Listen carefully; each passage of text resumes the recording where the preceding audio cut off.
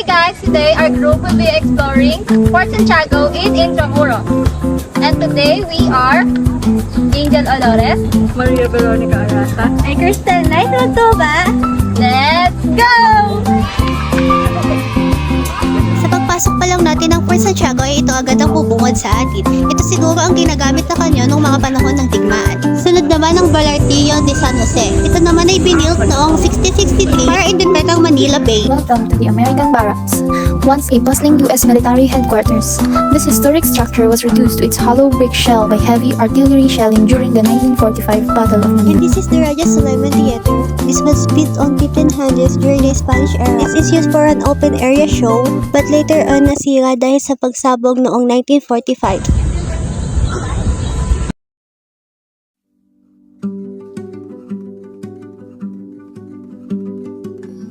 Fort Santiago, built in 1571 by Spanish conquistador Miguel Lopez de Legazpi. It rose on the bare site of Raja Sulaiman ancient settlement watching over 450 years of Philippine history. It served as stronghold, a prison, and a silent witness of struggles for freedom. Named for St. James the Great Santiago in Spanish, today it stands as Shrine of Freedom, honoring heroes, martyrs, and every Filipino who fought for our nation. And now let's move on to the dungeons. The dungeons was built during the 1500s when the Spanish was colonized the Philippines. This was used to store arms and forces, guns and more. But in 1600s, this was used to sell prisoners. But later on during the Japanese colonization, this cell was used to detain, execute, and torture many Filipinos and American soldiers.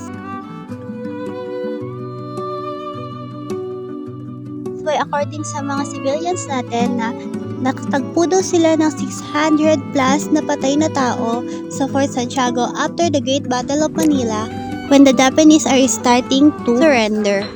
You may also see the prison is very deep na when you think of it na yung mga preso is tinutulak na lang down and may isip mo kaya siguro patong-patong sila sa pictures.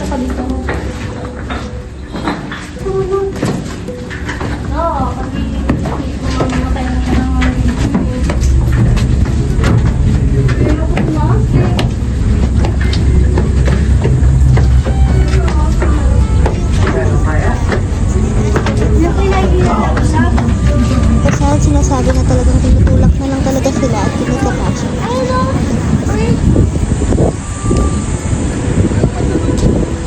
So this is the end of our walkthrough in Fort Santiago and let's go interview some people.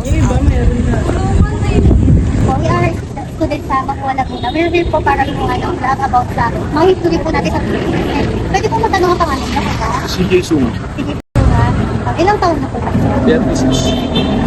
So ito po yung question.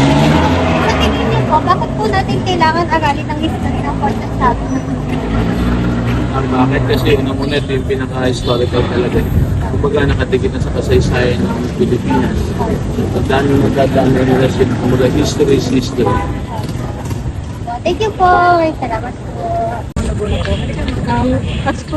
Ano po muna? Tingin niyo po, bakit po natin kailangan aralin ang history ng Fort Santiago sa Actually, kailangan marami makapag-aaral. Kasi magandang ay natin yung gusto yung lahat na pananakot ng Japan sa atin, pananakot ng Spanya, gusto ko sa Pilipinas.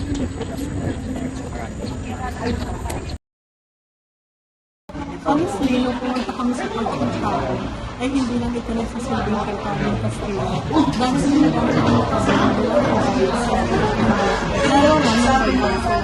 Kung saan ito ang nagulong ng Filipino sa kanto kasama ko sa Dito mo talaga makikita na kapag nandun ka na sa lugar, sa pagpasok mo sa tao, mararamdaman mo talaga yung hirap at sakit. At doon mo mas naiintindihan at mapapakulagahan ang pagkakaan sa society.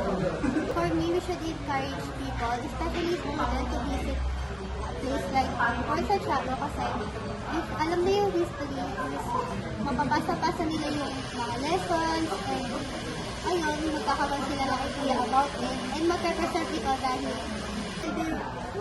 because they will remember to preserve our history for the future generation.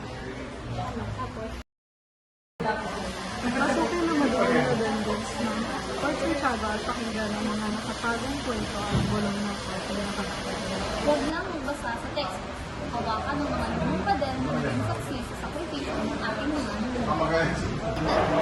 dahil at hindi lang basta galang, isa-isip at sa puso natin ang ating kasaysayan. Thank you everyone. And this is the end of our video. Thank you for watching. Bye.